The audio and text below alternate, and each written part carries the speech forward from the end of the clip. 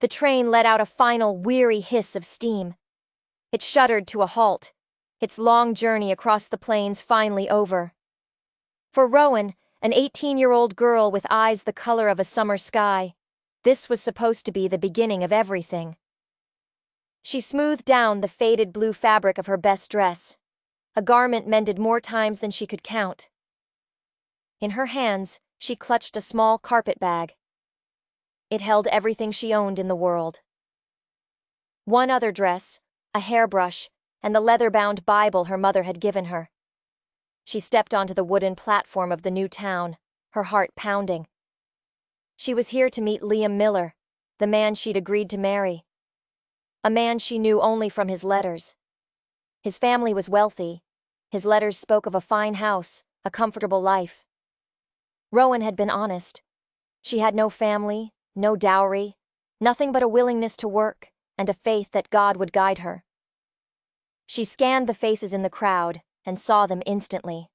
The Millers. They stood apart, their clothes fine, their postures stiff.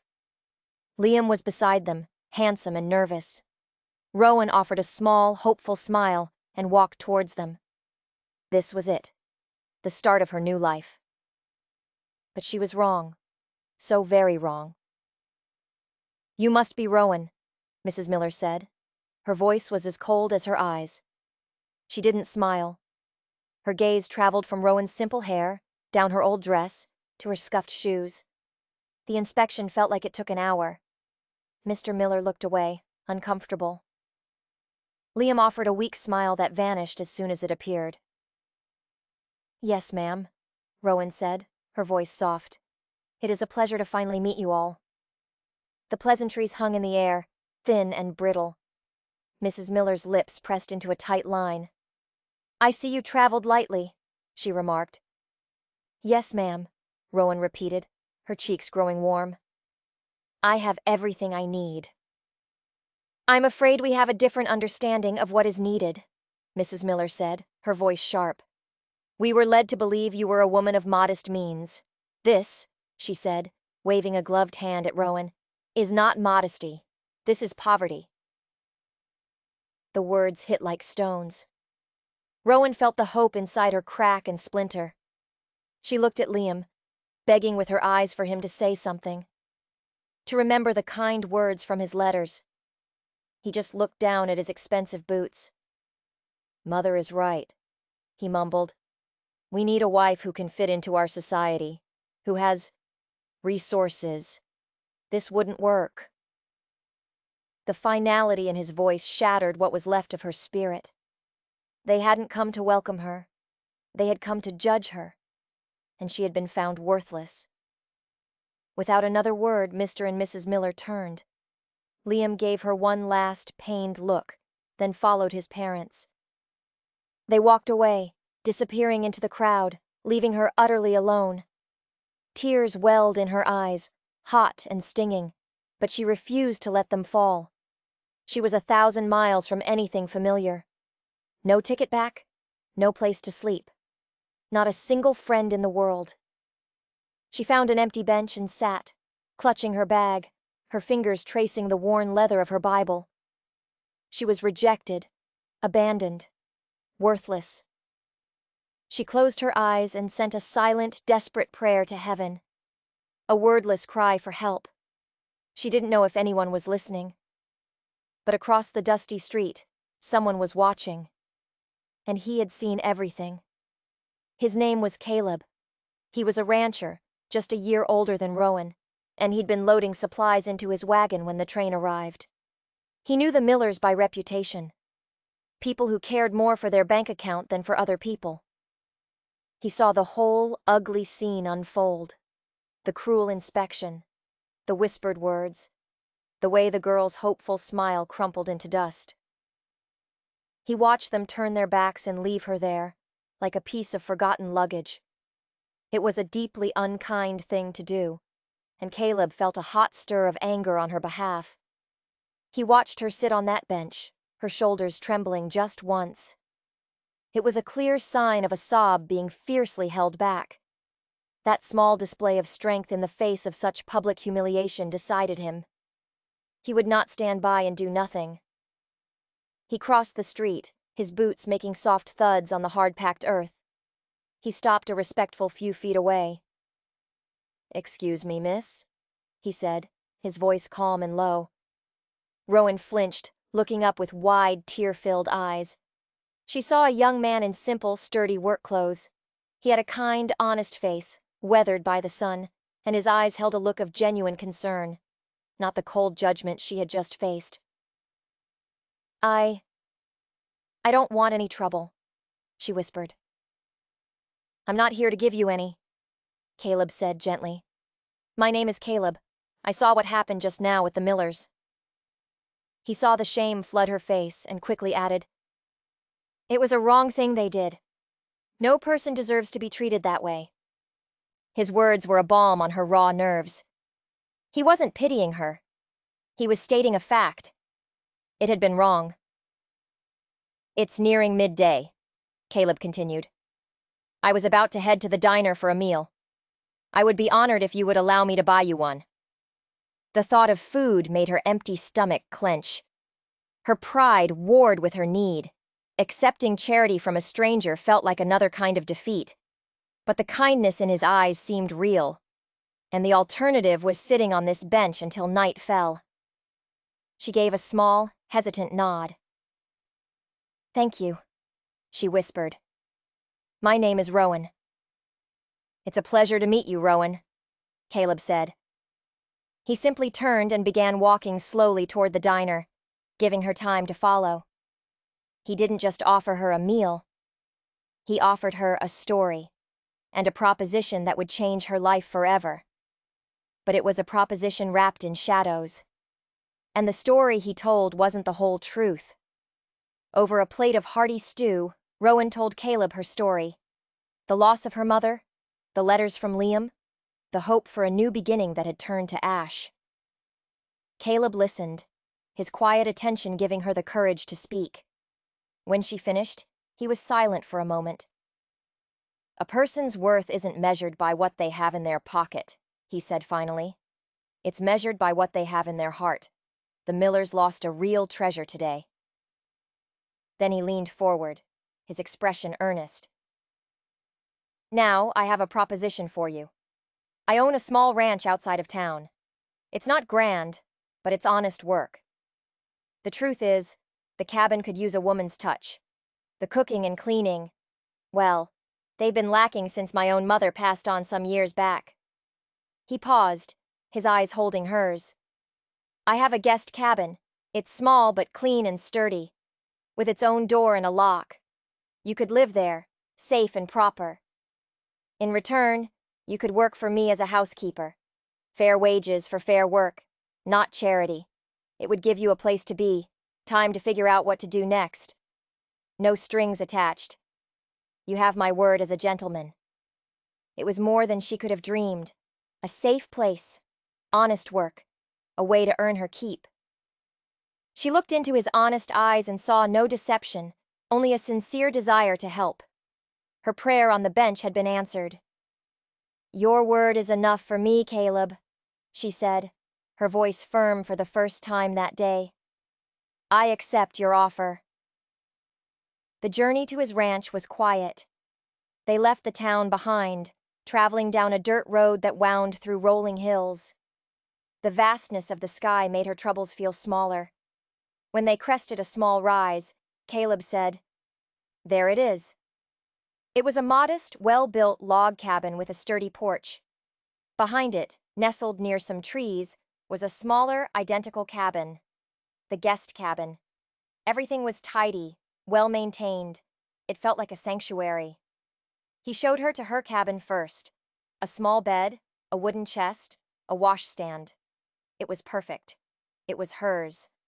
A weight she didn't realize she was carrying lifted from her shoulders. This was a place of safety. Or so she thought. That night, as she lay in the small bed, a cold wind howled outside. It rattled the window pane and sounded almost like a voice, whispering a warning she couldn't understand. The lock on her door suddenly felt less like a comfort and more like a necessity. She was safe from the world, But was she safe from the secrets hidden on this ranch? The next morning, Rowan awoke with the sun, determined to prove herself worthy of Caleb's trust. She cooked a feast of biscuits and gravy, and the look of pure pleasure on Caleb's face was reward enough. While he went out to mend fences, she set to work on the main cabin. She swept and scrubbed, washed the windows until they sparkled, and organized the pantry. When Caleb returned, he stopped in the doorway, his eyes wide with astonishment. "Rowan," he said, his voice full of awe. "I don't think this place has ever looked this good." The praise warmed her. She was earning her keep. She was building a new life. But as the days turned into weeks, she began to notice strange things. The cabin, while clean now, had felt empty. Not just lived in by a single man, but unnaturally so. There were no keepsakes, no old photographs, no sign that a family had ever lived here. When he'd mentioned his mother passing, he'd made it sound like it had been in this very house, but there was no trace of her. And then there was the locked room. At the end of the short hallway in the main cabin, there was a door that was always shut. One day, driven by curiosity, she tried the handle. It was locked tight. When she asked Caleb about it later, his friendly demeanor vanished. "That room is not your concern," he said, his voice flat and cold. "It stays locked. Do you understand?" The sudden change in him was jarring. She nodded, her heart thumping, and didn't ask again. Their evenings took on a new routine. Caleb noticed her Bible on the table and asked if she read it every day. "It gives me strength," she replied. "My mother used to read from the Bible every night," he said, a hint of sadness in his voice. Would you mind if we read a passage together?" So they began to read together after supper. They started with the Book of Psalms, the lamplight casting a warm glow between them. It should have been comforting. But sometimes, when he read, his voice would be filled with a strange intensity, a simmering anger that didn't match the words of comfort on the page. It felt less like he was seeking peace, and more like he was searching for justification, for vengeance. One afternoon, while weeding the small kitchen garden, her trowel hit something hard in the soil. She dug around it and pulled out a small, carved wooden bird. It was weathered and worn, clearly a child's toy. Caleb had never mentioned a child. That night, the wind howled again, and with it came another sound. A faint, mournful cry. It seemed to be coming from inside the main house, from behind the locked door. Rowan tried to convince herself it was just the wind, or a stray cat. But the crying sound came again the next night, and the night after that. It was faint, barely there, like the ghost of a sound. A child's weeping. She asked Caleb about it one morning. "Did you hear anything strange last night? A crying sound?" He barely looked up from his plate. "It's the wind in the chimney," he said dismissively. "This old cabin makes all sorts of noises." But his hand, the one holding his coffee cup, was trembling slightly. He was lying. Her sense of safety began to unravel, replaced by a thread of cold fear. This peaceful ranch was starting to feel like a prison. The isolation, once a comfort, now felt menacing. Who would hear her if she screamed? She began to explore the property, looking for answers. Behind the large barn, half hidden by overgrown weeds, she found it. A small, lonely grave. It was marked by a simple wooden cross. There was no name, no date, just the weathered wood standing silent vigil. Who was buried here? His mother. Why was the grave so neglected? Why wasn't it in the town cemetery? The questions swirled in her mind, each one darker than the last. Caleb grew more withdrawn. The easy friendship they had started to build was replaced by a tense silence. The kindness in his eyes was still there, but it was overshadowed by a deep, powerful grief that he kept locked away, just like the room at the end of the hall. He was a good man. She felt that in her soul. But he was also a man drowning in secrets. One night, she couldn't take it anymore. The crying sound was more distinct than ever. It wasn't the wind. She knew it wasn't. Driven by a desperate need to understand, she crept out of her cabin and slipped into the darkened main house. The floorboards creaked under her bare feet. The air was cold and still.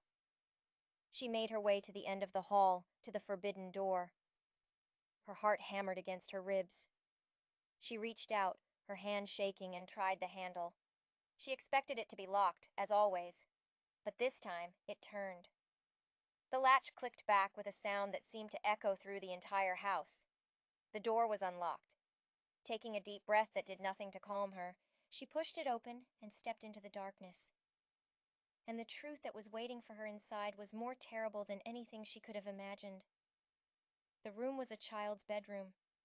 A small bed was neatly made in the corner.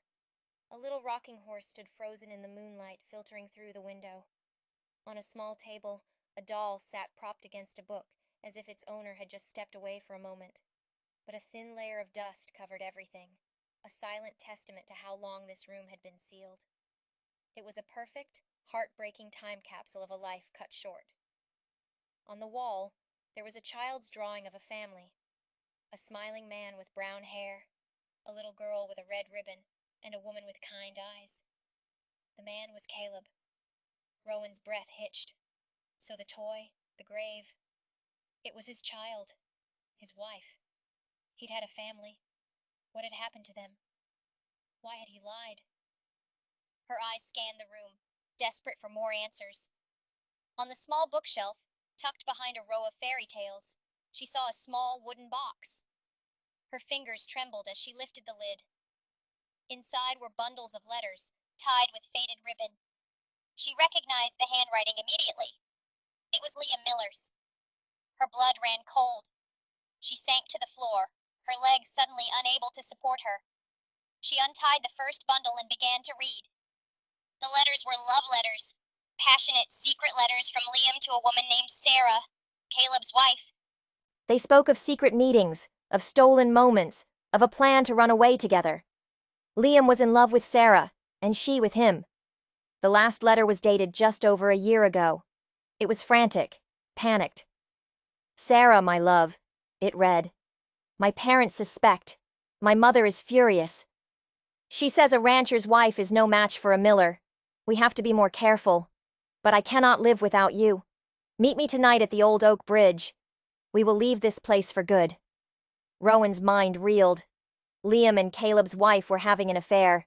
They were going to run away. But they never made it. She fumbled for the next bundle. These were not from Liam. They were newspaper clippings.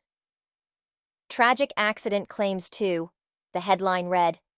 Sarah and Emily, wife and daughter of local rancher Caleb, were killed when their wagon overturned on the old oak bridge. Authorities rule it an accident, citing a spooked horse. An accident. But Rowan knew, with a certainty that chilled her to the bone, that it wasn't. Liam was supposed to meet her there.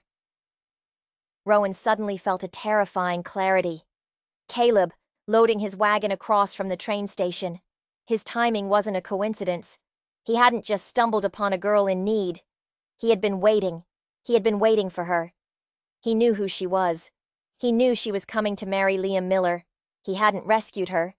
He had chosen her. And she had walked right into his trap. Rowan sat on the floor of the dusty bedroom, the letters and clippings spread around her, the terrible truth of her situation settling upon her like a shroud. Every act of kindness from Caleb, every shared meal, every Bible reading. It was all a lie, a carefully constructed performance. She was a pawn in his game, a tool to be used against the Millers. A wave of nausea washed over her. She scrambled out of the room, leaving the box open, the secrets exposed. She ran back to her own cabin, her mind racing. She had to get away. She couldn't stay another night in this house of ghosts and revenge. She was stuffing her few belongings back into her carpet bag when the door to her cabin creaked open. Caleb stood in the doorway, his face silhouetted against the moonlight.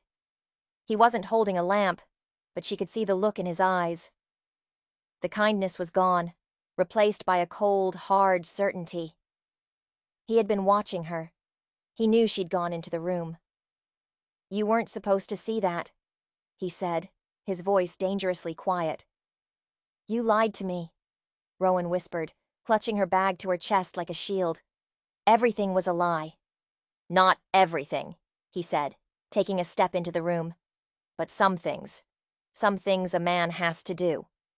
"What did you want from me?" she cried, her voice breaking. "Why bring me here?" He was silent for a long moment, the space between them crackling with tension.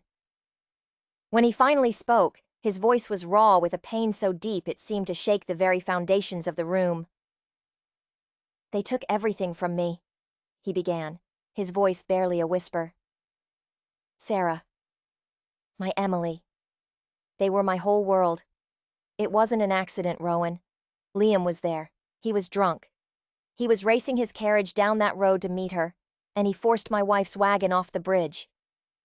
Rowan stared at him, horrified. "I found them," he continued, his eyes seeing a memory she couldn't imagine. "And Liam was just standing there, crying. But he didn't go for help, because a few minutes later, his parents arrived. Not to help, to cover it up. They paid the sheriff. They threatened the only witness, a farmhand who saw the whole thing. They told everyone my horse spooked. They ruined my name, called me a negligent husband and father. They buried my family, and they buried the truth along with them." The story poured out of him, a torrent of grief and rage held back for over a year. "I lost everything," he said, his eyes finally meeting hers. "And I decided that day I would have justice. I found out Liam was getting a mail-order bride, a girl with no family, no connections, no one who would miss her if she disappeared.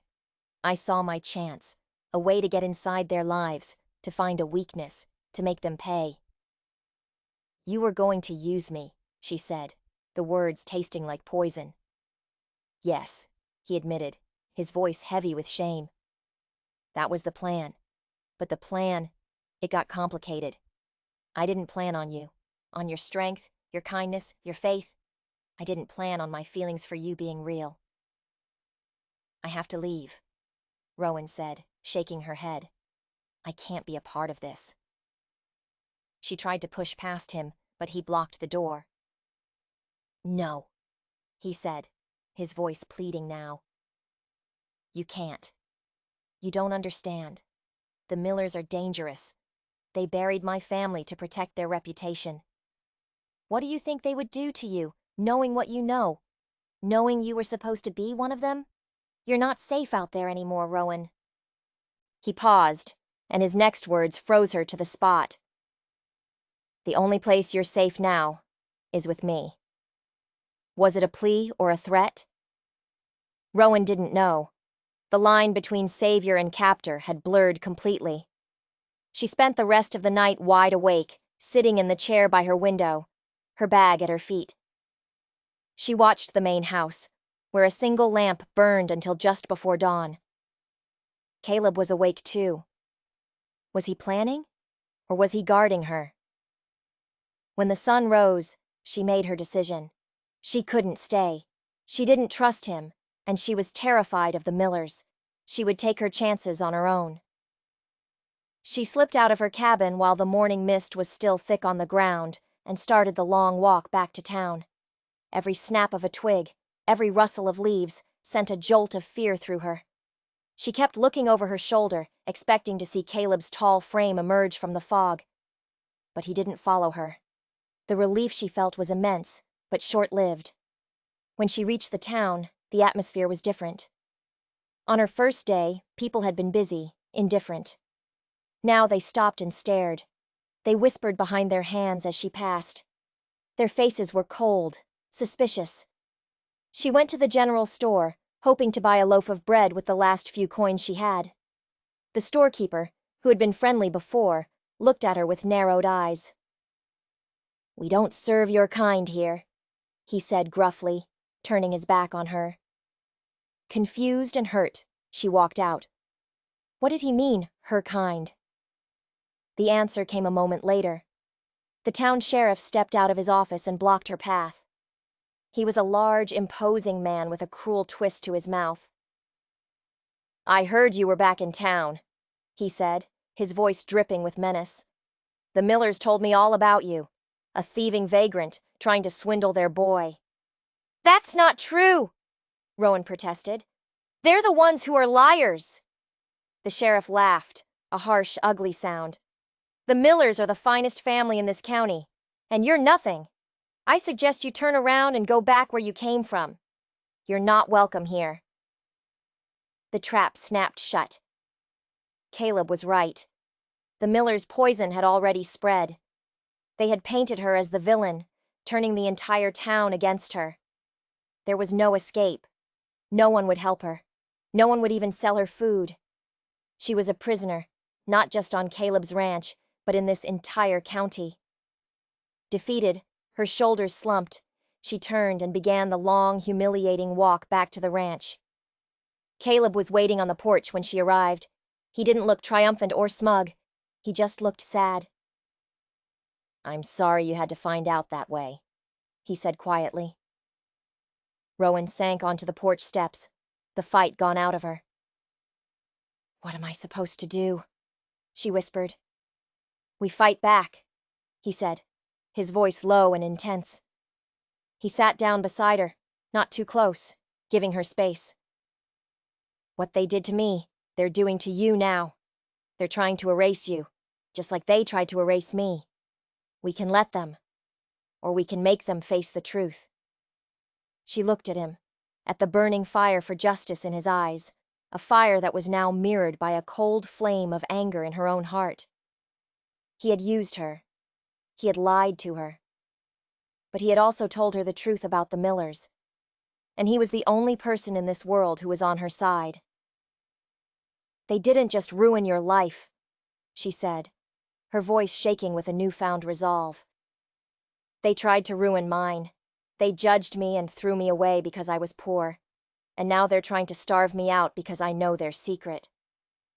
She stood up, her back straight, her eyes clear.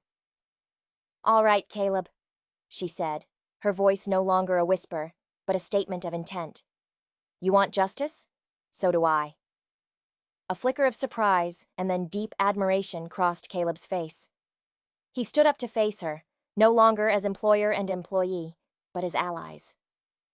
"Tell me your plan," she said. "Tell me how we make them pay." The plan was simple, and it was dangerous. Its success hinged on the Millers' greatest weakness, their obsession with their social standing. "Every year the town holds a harvest dance," Caleb explained, as they sat at the table in the main cabin, the box of secrets open between them. "It's the biggest social event of the season, and Mrs. Miller is the head of the organizing committee. She loves nothing more than to stand in front of the whole town and be praised for her charity and her leadership." "So we expose her there," Rowan said, understanding immediately. "In front of everyone." "Exactly," Caleb confirmed. "We can't go to the law. The sheriff is in her pocket. We have to go to the people. If we can turn public opinion against them, the sheriff will have no choice." But they needed more than just his word against hers. They needed undeniable proof. "Liam's letters to Sarah are a start," Rowan said, touching the fragile paper. "They prove he was there. They prove he had a motive to lie." "It's not enough," Caleb said, his jaw tight. "They'll say she was a harlot, that Liam was a victim of her seduction. They'll twist it. We need something that ties them to the cover-up." He looked down at his hands, his expression dark. "For a year, I've gone over that night in my head, 1,000 times. Every detail. When I found Sarah, she was holding something in her hand, clutched so tightly I had to pry it from her fingers." He stood and went to the fireplace mantel. He reached behind a loose stone and pulled out a small, cloth-wrapped object. He placed it on the table and carefully unwrapped it. Inside was a small, torn piece of dark green fabric, trimmed with delicate lace. "It's from a glove," Rowan whispered, recognizing the fine material. A lady's glove, Caleb said, his voice grim. The kind a wealthy woman from the city would wear. Sarah didn't own anything so fine. For a year, I couldn't figure out where it came from. He looked up, his eyes locking with hers. Until I saw you on that train platform. When Mrs. Miller waved her hand to dismiss you, she was wearing dark green gloves, trimmed with lace. The air in the room grew cold. It wasn't just Liam at the scene of the crash. It wasn't just his parents arriving later to orchestrate the cover-up. Mrs. Miller had been there, right after it happened. Perhaps even during. She hadn't just paid the sheriff. She had stood over the body of Caleb's wife and done... What? Let her die? She had seen the wreck, the bodies of a woman and a child, and her only thought was to protect her family's name. The sheer evil of it took Rowan's breath away. This wasn't just about justice anymore. It was about exposing a monster who wore the mask of a respectable woman. The harvest dance is in 2 days, Caleb said. Rowan looked at the piece of glove, at the letters, at the fierce, broken man sitting across from her. 2 days. In 2 days, they would walk into the lion's den. And they would either tear it down or be devoured. The night of the dance arrived, the air crisp with the scent of autumn. Rowan wore the only other dress she owned, the one from her bag. She had washed and pressed it carefully. It was simple, but clean. She wasn't trying to impress anyone anymore. She was going to war. Caleb wore his Sunday best, a clean shirt and trousers. He looked handsome, but his face was a mask of grim determination. The ride into town was silent. The entire world seemed to be holding its breath. The town hall was ablaze with lanterns, the sound of a fiddle and happy chatter spilling out into the night. For a moment, standing in the doorway, Rowan felt a pang of the old fear. Then Caleb offered her his arm, his presence a solid, reassuring weight beside her. She took it, and they stepped inside. Heads turned. The music faltered for a beat. The whispers started immediately. They ignored them. They walked through the crowd, their heads held high, a silent, unified force. And then she saw them. The Millers were holding court near the punch bowl. Mrs. Miller was in her element, smiling graciously, accepting compliments. She was wearing a beautiful gown of dark green silk. Liam stood beside her, looking stiff and uncomfortable. His eyes met Rowan's across the room, and he flinched, a look of surprise and then guilt flashing across his face. Mr. Miller stood slightly apart, looking bored. Rowan and Caleb didn't approach them, not yet. They waited, letting the tension build. They danced one dance, a slow, solemn waltz, their eyes never leaving their targets. They were a storm cloud gathering in the corner of the brightly lit room. Finally, the moment came. The fiddler took a break, and Mrs. Miller stepped onto the small stage to make an announcement. "My dear friends and neighbors," she began, her voice ringing with false warmth. "It warms my heart to see us all gathered here tonight, a testament to the strength and decency of our wonderful community." That was Caleb's cue. He let go of Rowan's arm and walked toward the stage. He didn't run. He didn't shout. He just walked, his boots echoing in the sudden silence. He stopped at the foot of the stage and looked up at Mrs. Miller. "You speak of decency, Mrs. Miller," he said, his voice calm, but carrying to every corner of the hall. "So let's talk about decency. Let's talk about the night you left my wife and my 5-year-old daughter to die in a ditch." A collective gasp went through the crowd. Mrs. Miller's practiced smile froze on her face. "I have no idea what this madman is talking about," she snapped. "Sheriff, remove him." The sheriff started to move, but the crowd didn't part for him. They were frozen, their eyes locked on the unfolding drama. "A year ago," Caleb continued, his voice resonating with pain and truth. "My family was killed in a wagon crash. The official report said it was an accident. That was a lie." He turned to the stunned townspeople. "The truth is, Liam Miller was there. He was drunk, and he ran them off the road. Liam went pale, looking to his mother for help. "Lies!" Mrs. Miller shrieked, her composure cracking. "Slander from a grieving, unstable man." "Is it?" Caleb said, his voice dropping. He held up the small piece of torn, green fabric. "Then perhaps you can explain how a piece of your glove ended up clutched in my dead wife's hand." He let the words hang in the air. Mrs. Miller looked at the scrap of fabric, and for the first time, raw, naked fear showed in her eyes. At the same time, Rowan moved. She walked not to Liam, but to his father. Mr. Miller had been watching the scene with a look of growing horror. He seemed to be the only one in his family who looked surprised. Rowan held out the bundle of Liam's letters. "I believe these belong to your son," she said quietly. Mr. Miller took them, his hands trembling. He started to read, his face growing paler with every word. He was reading his son's confession, his son's plan to run away with a married woman. The motive for the crime, written in his own son's hand. The room was dead silent. The truth was out, a terrible, undeniable force. "It's not true!"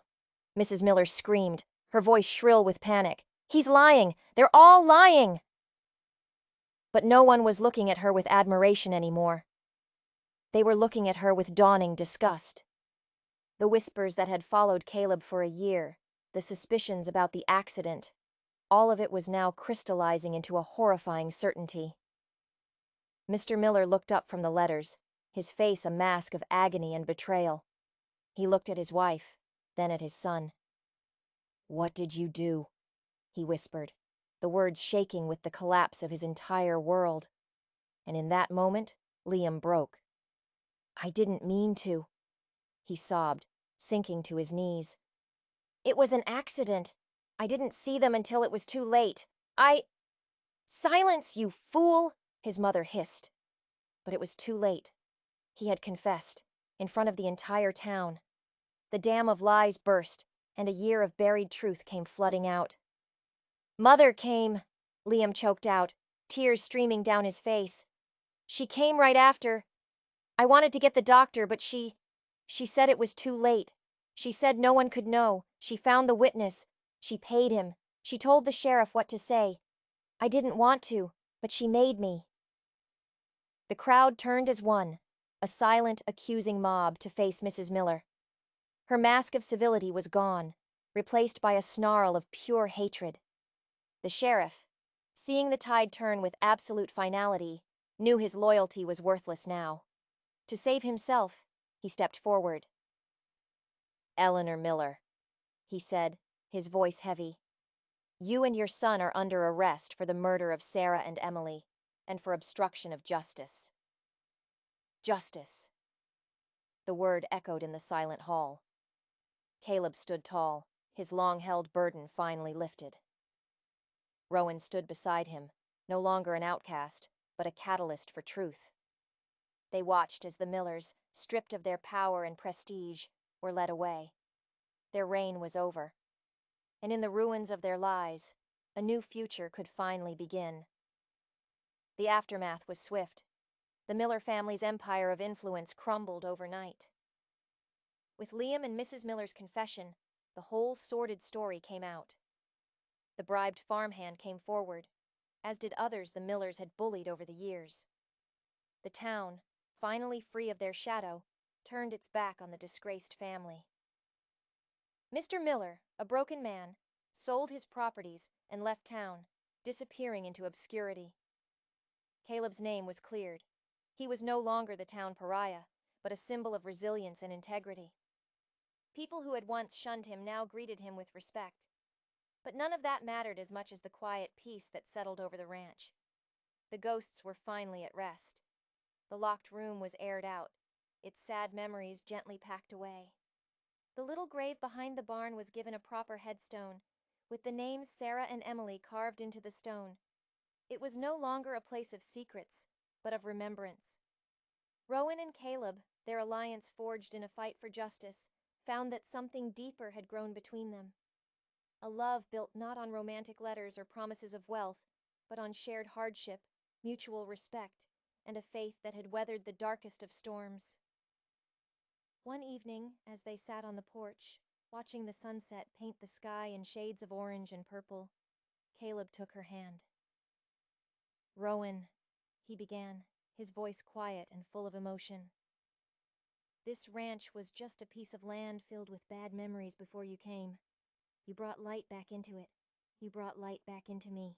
He turned to face her, his eyes searching hers. "I know I don't have much to offer. No fine house, no fortune. All I have is this land, this home, and my whole heart. I love you, Rowan. Not because I needed a partner in revenge, but because my life is 1,000 times better with you in it. Will you do me the greatest honor? Will you be my wife?" Tears of pure joy filled Rowan's eyes.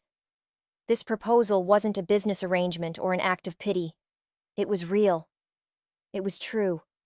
It was the answer to a prayer she had whispered on a lonely train platform, a prayer she thought had been ignored. "Yes, Caleb," she whispered, her voice thick with emotion. "Yes, with all my heart." Their wedding was a simple affair in the little white church, surrounded by the new friends they had made. Their vows were simple and true, a pledge made before God and their community. Their celebration was returning to the ranch, now truly their ranch, as husband and wife. Their future stretched out before them, as bright and boundless as the starry sky above their home. They had faced down the darkness together, and had stepped into the dawn. A year later, on a warm summer evening, the scene on the porch was one of profound contentment. Caleb sat in a rocking chair, holding their infant son, Levi. Rowan sat beside them, her head resting on Caleb's shoulder. They were not rich in the way the Millers were, but they were rich in a way that mattered far more. Rich in love, rich in faith, rich in family. A testament to the truth that the most beautiful blessings can rise from the ashes of the most painful rejections. They had found their forever, not just in the years to come, but in the peace and joy that filled each and every day. If you enjoyed this story of faith, love, and finding justice in God's plan, there are many more tales of hope and redemption waiting for you. To make sure you never miss a new story, be sure to subscribe to the channel. Your support helps us continue to share these messages with the world. Thank you for watching, and may God bless you on your own journey.